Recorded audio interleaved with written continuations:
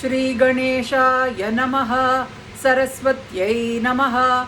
श्रीगुरुभ्यो नमः। हरिः ओम्। ॐ हिरण्यवर्णां हरिणीं सुवर्णरजतस्रजां चन्द्रां हिरण्मयीं लक्ष्मीं जातवेदो महावः। तां महावः जातवेदो लक्ष्मीमनपगामिनीं यस्यां हिरण्यं विन्देयङ्गामश्वं पुरुषानहम्। अश्वपूर्वां रथमध्यां हस्तिनादप्रमोदिनीं श्रियन् देवीमुपह्वये श्रीर्मा देवीर्जुषताम्। कांसोऽस्मितां हिरण्यप्राकारामार्द्राञ्ज्वलन्तीं तृप्तान् तर्पयन्तीं पद्मे स्थितां पद्मवर्णान्तामिहोपह्वये श्रियम्। चन्द्रां प्रभासां यशसा ज्वलन्तीं श्रियं लोके देवजुष्टामुदाराम्। तां पद्मिनीमीं शरणमहं प्रपद्ये लक्ष्मीर्मे नश्यतां त्वां वृणे। आदित्यवर्णे तपसोधे जातो वनस्पतिस्तव वृक्षोऽथ बिल्वः।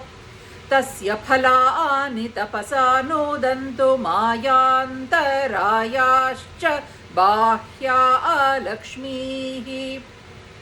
उपैतु मां देव सकः कीर्तिश्च मणिना सह।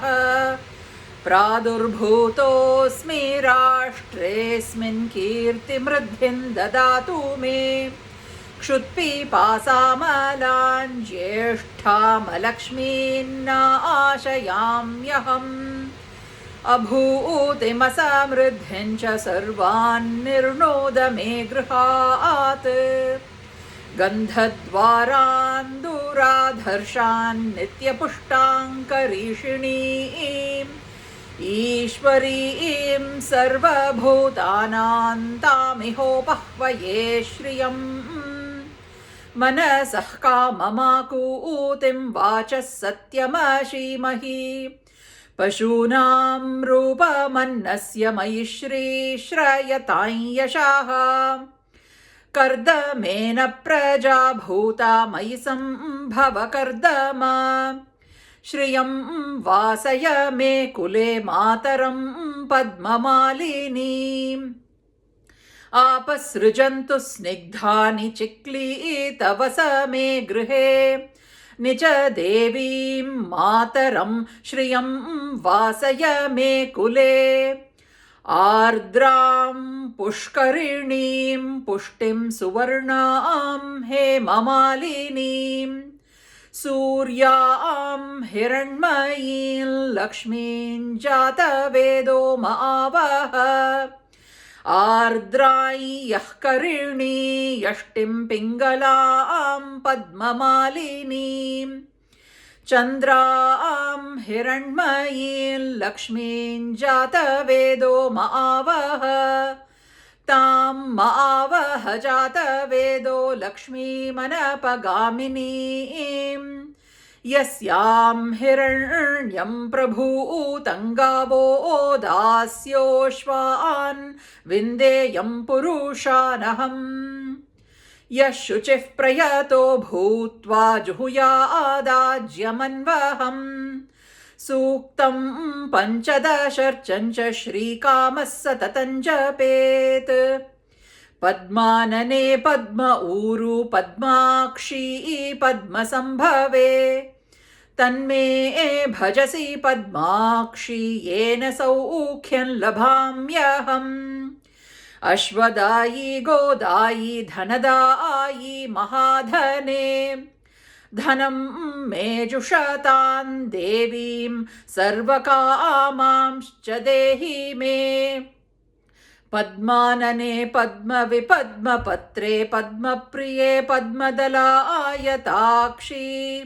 विश्वप्रिये विष्णुमनोऽनुकूले त्वत्पादपद्मं मयि सन्निधत्स्व पुत्रपौत्रधनं धान्यं हस्त्यश्वादिगवेरथं प्रजानां भवसि माता आयुष्मन्तं करोतु माम् धनमग्निर्धनं वायुर्धनं सूर्यो धनं वसुः धनमिन्द्रो बृहस्पतिर्वरुणं धनमस्तु ते वैनतेय सोमं पिबतु वृत्रः सोमं धनस्य सोमिनो मह्यं ददातु सोमिनः न क्रोधो न च मात्सर्यन्न लोभो नाशुभामतिः भवन्ति कृतपुण्यानां भक्तानां श्रीसूक्तं जपेत् सरसिजनिलये सरोजहस्ते धवलतरां शुकगन्धमाल्यशोभे भगवति हरिवल्लभे मनोज्ञे त्रिभुवनभूतिकरि प्रसीद मह्यम् विष्णुपत्नीं क्षमां देवीं माधवीं माधवप्रियां लक्ष्मीं प्रियसखीं देवीं नमाम्यच्युतवल्लभां